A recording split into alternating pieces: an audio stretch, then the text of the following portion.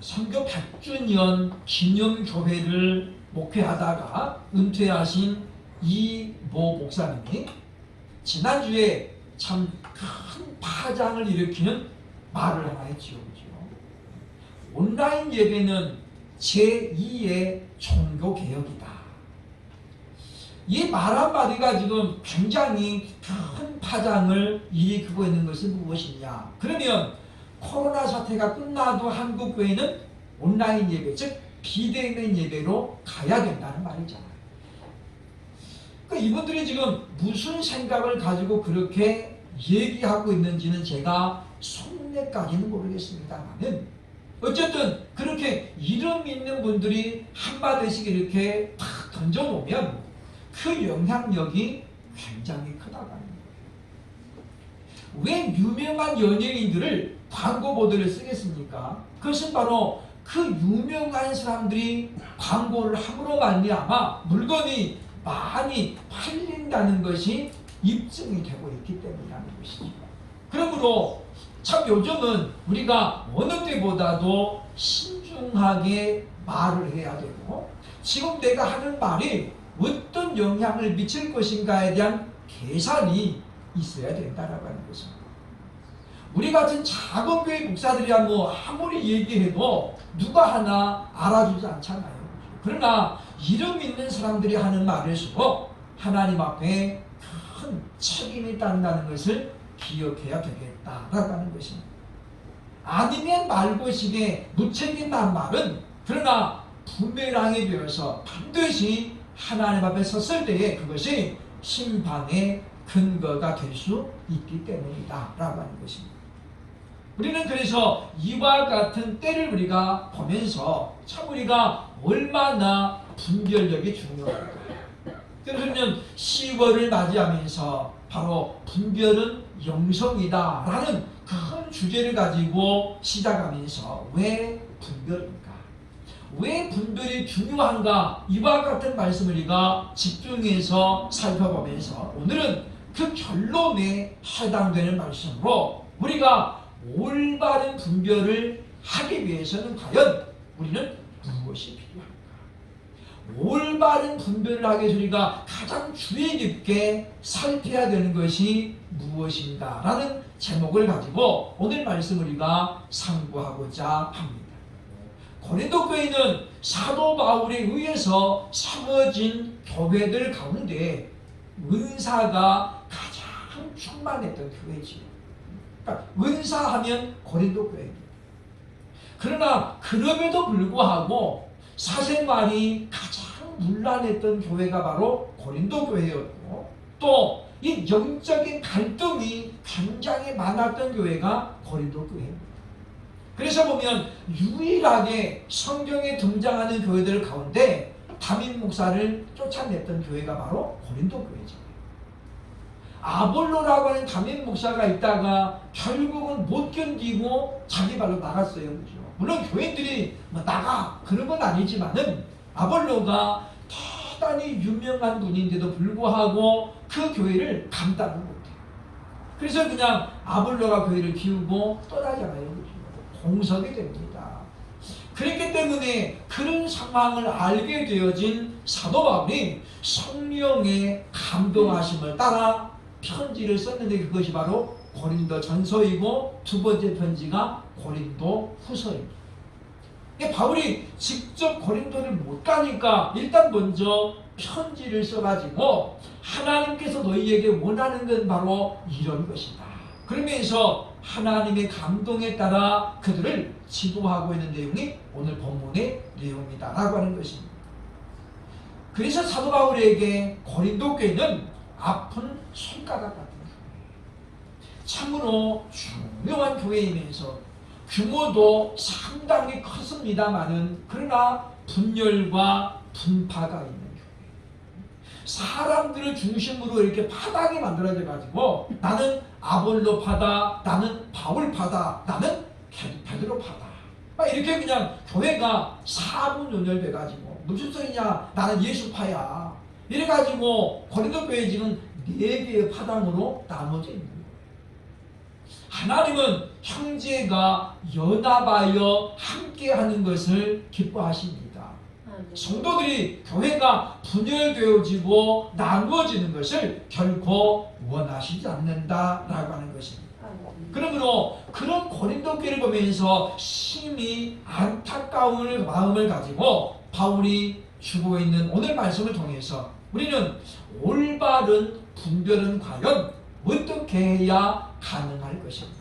함께 이 시간도 말씀을 생각하면서 참으로 분별력을 갖는 저와 여러분 되시기를 주의 이름으로 축원합니다. 아멘. 첫째로 오늘 본문 11절로 12절 보면 영을 잘 분별해야 된다라고 말씀하고 있습니다. 사도 요한은 요한일서 4장 1절에서 사랑하는 자들아 영을 다 믿지 말라 우리에게 권면하고 있습니다. 왜냐하면 이 세상에는 두 가지의 영이 있는데 하나는 세상의 영이 있고 또 하나는 하나님의 영이 있습니다. 세상의 영은 사단이 주는 영입니다. 이 영은 이 사단에게 속한 영은 어떻습니까? 결국은 바로 하나님을 방해한다는 것이죠. 그러므로 우리는 영을 다 믿지 말라는 거죠. 우리가 영들을 보여 우리가 잘 분별을 해야 되는데 무엇으로 분별합니까? 결과를 보고 안다는 거죠. 나무는 열매를 보고 아는 것입니다.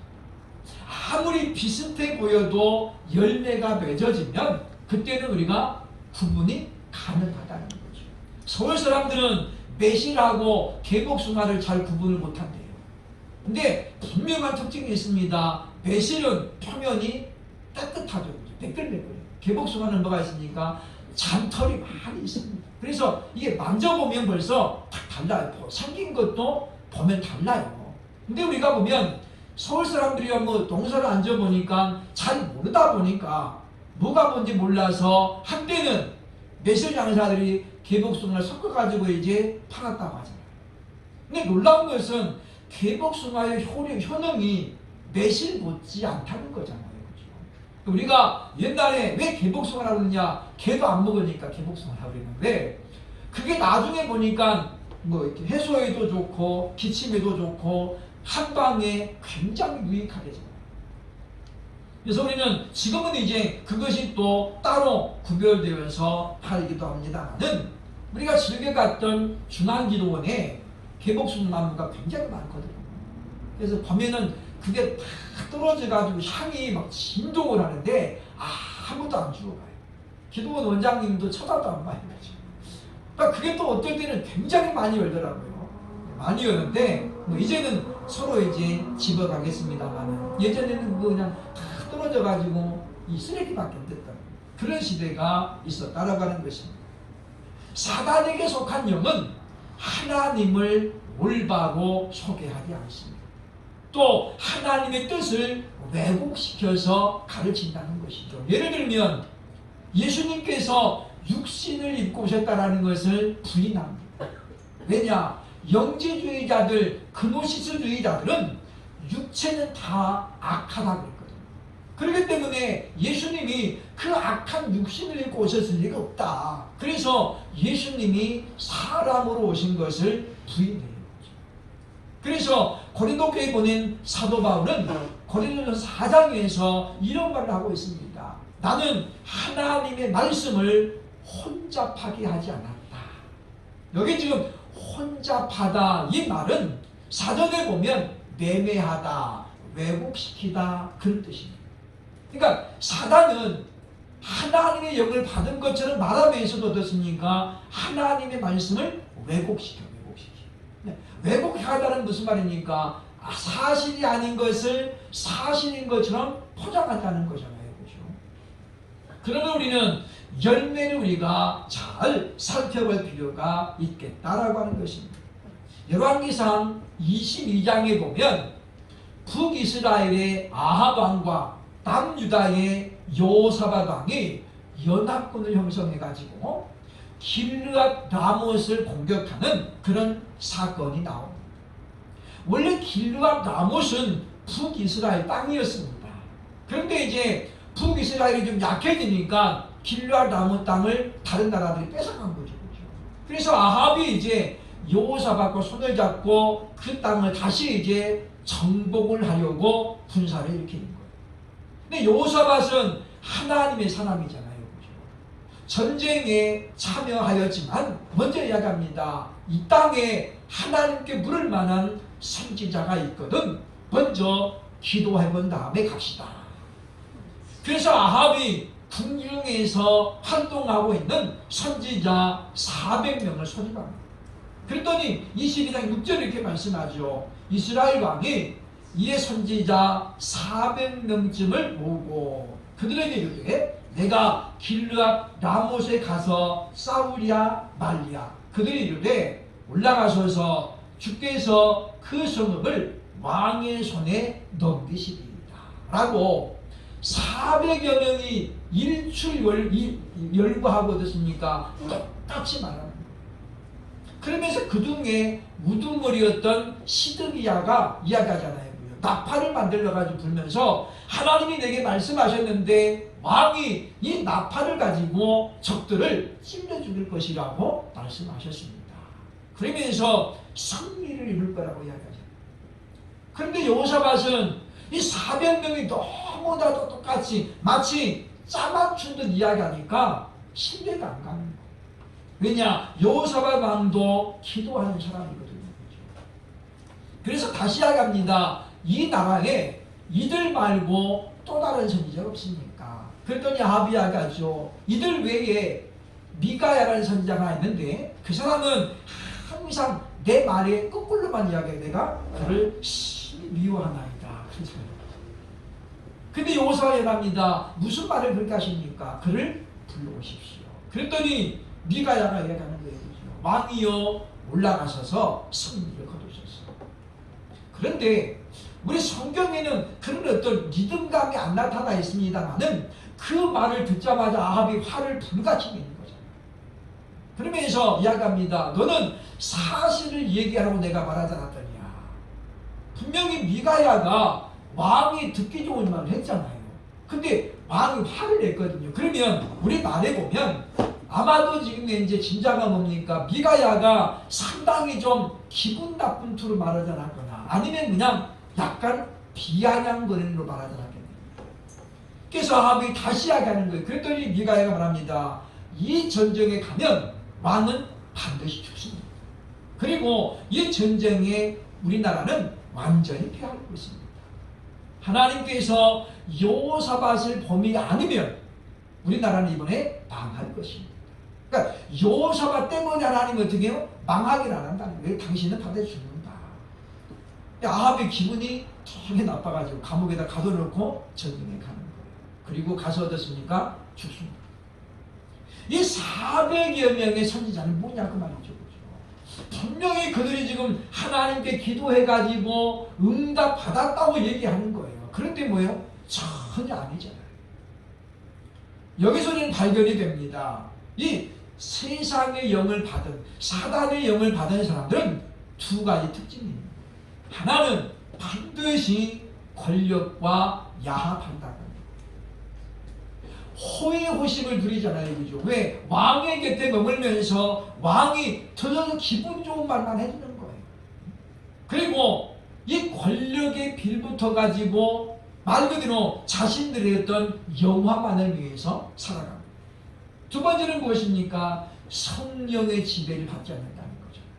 무슨 이야기냐면 영적으로 성령과 깊은 교제가 안 이루어진다는 거예요. 그러다 보니까 누가 틈을 탑니까? 사단이 지배해버려요. 그래서 이들은 하나님의 응답인 줄 알고 얘기하는 거예요. 사실은 그죠. 그러나 그것이 하나님의 뜻이 전혀 아닙니다. 그러면 우리는 누가 하나님의 선지자 노릇하고 말씀을 증거하는 그런 이야기를 하면 우리는 잘 생각해야 됩니다. 이것이 정말 하나님의 말씀에 맞는 말입니다. 하나님의 성품에 합당한 이야기입니다. 그래서 우리가 노래를 잘 못 불러도 누가 노래를 잘하고 못하는지 우리가 구별을 하잖아요. 그죠? 우리 보면 요즘 음악 프로그램 얼마나 많이 쓰니까 들어보면 아, 이 사람은 노래 잘한다. 이 사람은 틀렸다. 알잖아요. 그죠? 그렇다고 해서 우리가 그 사람과 노래를 잘하느냐? 그건 아니잖아요. 마찬가지입니다. 우리가 성령의 충만함을 못 받아도 결실을 보고 우리가 이 사람은 하나님께 속한 영이다. 아니면 사단의 영이다. 우리가 어느 정도 분별이 가능하다라고 하는 것이. 그럼 우리가 올바른 분별력을 갖기 위해서는 먼저 영을 잘 살펴야 된다는 거죠. 두 번째, 오늘 13절 14절에 보면 어디에 속한 사람인가를 분별해야 된다는 것입니다. 사도 바울은 로마서 8장 5절로 7절 이하에서 사람은 육에 속한 사람이 있고 영에 속한 사람이 있다라고 두 종류로 나눕니다. 육에 속한 사람은 항상 육신의 일을 생각하는 사람이에요. 그래서 하나님과 원수가 되잖아요. 원수가. 왜냐하면 육에 속한 사람은 결국은 사망에 이르게 됩니다. 그러나 영에 속한 사람은 영의 일을 생각한다는 거죠. 그래서 내가 어찌하면 하나님을 기쁘시게 할까? 온통 생각에 누가 있는 거예요? 하나님께 가 있는 거예요. 그래서 영의 사람의 결론은 무엇입니까? 평안과 생명이니라 성경은 말씀합니다. 그러니까 성령이 충만한 사람은 평안해야 돼. 평안. 왜냐? 마음에 구원의 확신이 있기 때문이다라고 하는 것입니다. 그러면 우리는 이 땅을 살아가면서 우리가 과연 내가 지금 항상 육신의 일을 생각하고 있나? 아니면 하나님의 일을 생각하고 있나? 우리가 기도도 어떤 사람은 자꾸 육적인 것만을 계속 구하는 사람이 있습니다. 하나님 이 땅에서 우리가 더 잘 되게 해주시고 이런 거 물론 이게 틀렸다는 건 아니에요. 그죠? 관심이 어디 있다는 거예요? 육적인 것에 머물고 있다는 거잖아요. 우리가 육적인 기도도 해야죠. 그죠? 왜? 이 땅에 살고 있기 때문에. 그러나 우리의 최종적이고 더 큰 관심은 바로 영적인 데에 있어야 될 줄로 믿습니다. 아멘. 그래서 우리가 기도할 때 우리가 육적인 필요를 위해서 기도해야 되지요. 하나님 건강하게 해주시고 또 우리 사업도 잘 되게 하시고. 그러나 그렇게 구하는 목적이 뭐여야 된다는 거예요. 영적인 목적 때문에 그렇게 구해야 된다는 거예요. 그래서 우리가 하나님 사업에 잘 돼서 정말 하나님께 영광 돌리고 하나님을 기쁘시게 하는데 쓰이기를 원하는, 이렇게 되면 뭐예요? 영적인 것이 되는 거예요. 그러므로 바울은 우리에게 뭘 요구하고 있습니까? 마지막 때는 이와 같이 분별이 정확해야 된다는 거죠. 우리도 살면서 소속이라는 게 중요하잖아요. 그죠? 어디에 소속되어 있는가? 그것이 대단히 중요하다라고 하는 것입니다. 사람의 생각은 항상 옳지는 않습니다. 옳을 때도 있지만은 그를 때도 있지요. 신문에 보니까 대통령이 너무 많이 변해서 겉과 속이 너무 달라서 오히려 두렵다. 그런 기사가 실렸습니다. 너무 많이 변했다는 거죠. 물론 우리가 세상을 살아가면서 그래서 성경은 사람을 믿으라고 말하지 않습니다. 오직 우리가 주 예수를 믿고 하나님만을 믿어야지 사람은 사랑해야 될 대상이 아닙니다. 왜냐? 왜 우리 생각은 옳을 때도 있고 틀릴 때도 있습니까? 그것은 우리의 본성이 이미 죄로 말미암아 오염됐기 때문에 오염됐기. 성경에 등장하는 수많은 인물 중에서 솔로몬보다 더 지혜로웠던 사람이 딱 한 사람이 있습니다. 누굴까요? 아담. 에덴 동산에 살았던 아담은 솔로몬보다도 훨씬 더 지혜로웠던, 거의 하나님과 버금갈 만큼 지혜로웠던 사람입니다. 왜냐? 솔로몬이 아무리 많은 자문을 노래하고 뭐 여러 가지 식물과 꽃들을 논의했을지라도 누구를 못 따라가요? 아담을 못 따라가요.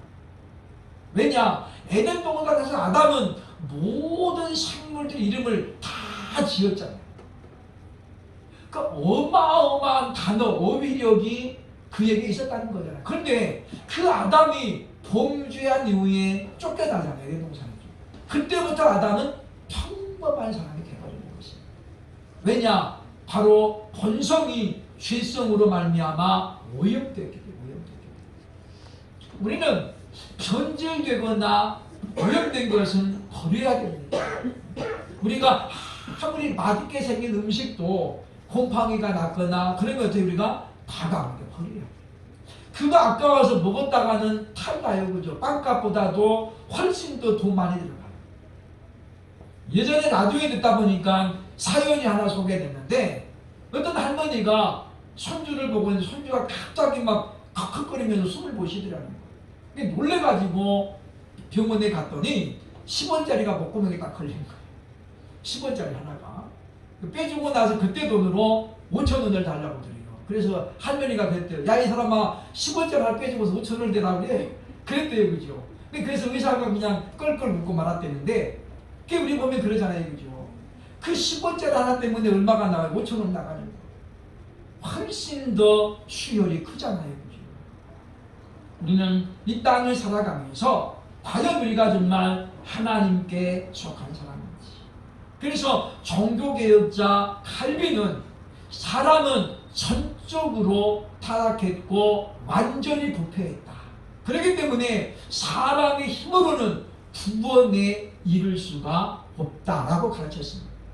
그런 까닭에 사람이 하는 말은 옳은 말도 있지만은 틀린 말도 있고 그 사람이 제시하는 방법이 옳을 때도 있지만 틀릴 때도 있어요. 그러므로 우리는 항상 하나님의 말씀에 우선순위를 둬야지 사람의 말에 무조건 우리가 따라가면 곤란합니다. 아니 저렇게 유명한 분이 했는데 그게 틀릴 리가 없잖아. 이 따라가면 곤란해. 왜냐? 그 사람도 사람이고 그 사람도 예수 그리스도가 아니면 구원받을 수 없는 사람이기 때문입니다. 세 번째 우리가 올바른 분별력을 위해서 어떻게 해야 되느냐. 13절로 14절 보면 성령을 받아야 된다. 왜 분별은 영성이냐? 결국은 우리가 영적인 힘이 아니면은 올바른 분별력을 갖기가 어렵다고 합니다. 우리가 어떤 세상의 지식이나 냉정한 이성을 가지고도 어느 정도 분별은 가능해요. 그러나 오늘 성경은 말합니다. 영적인 것은 영적인 것으로야 분별할 수 있는 거야. 그러니까 하나님의 일은 하나님의 영이 아니고는 올바로 분별하기가 어렵다라고 하는 거예요. 우리가 예수님을 믿고 죄를 회개하면 하나님께서 우리에게 선물을 주시는데 그게 뭐냐? 성령이에요. 사도행전 2장에 나옵니다마는 우리가 예수님 믿고 죄를 다 회개하고 나면 하나님 우리에게 성령을 부어주시는데 그 성령 하나님이 내게 임재하시면 그 임재의 표시로 선물을 가지고 와요. 그걸 우리가 은사라고 합니다. 은사. 헬라어로 카리스마라고 하는 이 은사는 성경에 고린도전서 12장에 9가지 은사가 나오지요. 물론 그것 말고도 다른 은사들도 있습니다. 그런데 이 9가지 은사를 말하는 건 뭐냐면 고린도 교회 안에 이 9가지 은사가 굉장히 강하게 나타났다 그 말이에요. 그죠? 성령이 우리에게 임하시면 하나님은 우리 사람들에게 반드시 한 가지 은사는 주신다고 합니다. 문제는 우리가 내게 지금 어떤 은사가 있는지를 발견을 못하고 살아가는 사람들도 있다고 합니다. 무슨 이야기냐면 재능이 내게 있는데 그 재능을 지금 발견하지 못하는 것과 똑같다고 말이에요. 그러므로 우리는 하나님이 내게 주신 은사를 내가 먼저 발견 이것을 잘 선용해야 됩니다. 선용해야 돼요. 그러면 하나님은 어떻습니까? 내게 또 다른 은사를 주신다 그 말이에요. 우리는 이 은사 중에서도 가장 어떤 은사를 삼아야 되느냐? 바로 이 영을 분별하는 은사를 삼아야 되겠다라고 하는 것입니다. 그래서 보면 오늘 13절에 말씀하고 있습니다. 보면 영적인 일은 영적인 것으로 분별하느니라. 그래서 우리는 바로 이 성령을 받아야 된다는 거죠. 그리고 성령이 주시는 은사를 활용해서 우리가 온전히 분별을 해야 되겠다라고 하는 것입니다. 왜냐하면 하나님께 기도하면서 응답받았다고 말하는 사람들 가운데 거짓을 말하는 사람들이 너무 많잖아요. 너무 많아요. 그러니까 예수 아예 안 믿는 사람들은 성도들을 미혹하지 못합니다. 그런데 기도 많이 하고 예수 믿는다고 하는 사람들이 누구를 미혹하는 거예요? 성도들을 미혹하는 거예요. 그래서 잘못된 길로 인도하게 된다라고 하는 것입니다. 그러나 우리가 그와 같은 분별을 하기 위해서는 우리도 성령으로 충만해서 지혜의 말씀의 은사를 받는다거나 지식의 말씀의 은사를 받는다거나 아니면 영들 분별하는 은사를 받아야 되겠다라고 하는 것입니다. 지혜의 말씀의 은사를 가진 사람은 영들을 정확하게 분별합니다. 왜냐? 하나님의 주신 말씀의 지혜를 가지고 분별한다고 하는 거죠. 그러므로 우리는 이와 같이 우리가 은사를 사모해야 되는데 우리가 사모하기만 한다고 주시는 게 아니라는 거죠. 우리가 그런 은사를 받을 만한 그와 같은 우리에게 은혜가 있어야 되고 또 우리가 하나님이 주신 그 은사를 내가 잘 활용해서 덕을 끼쳐야 합니다. 하나님께서 우리에게 은사를 주신 목적은 딱 두 가지입니다. 고린도전서 12장에 보면 뭡니까? 첫째는 교회의 덕을 세우라고 주십니다.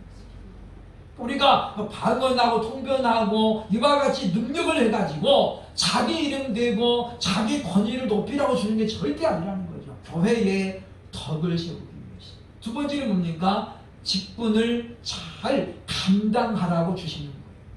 그래서 우리가 교사로 세움받은 사람은 잘 가르치는 은사를 달라고 기도해야죠. 그래서 하나님께서 말씀하잖아요. 감독은 즉 목사는 잘 가르치는 자여야 한다. 왜냐? 목사의 주요 사명이 무엇입니까? 가르치는 거잖아요. 근데 그런 면에서 전혀 못한다. 그럼 우리 기도해야죠. 머리가 좋은데 어떤 사람은 가르치는 것을 전혀 못해. 연구는 잘해. 그래서 막 발명품도 만들어내고 상도 탔는데 그걸 좀 가르쳐봐 그러면 다 재워.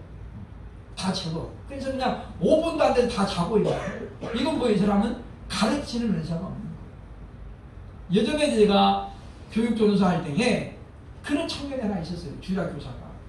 이 선생님이 오후에 설교하면 애들이 5분도 안 돼서 다 자. 근데 문제는 뭐냐? 교사들도 다 이러고 있어요.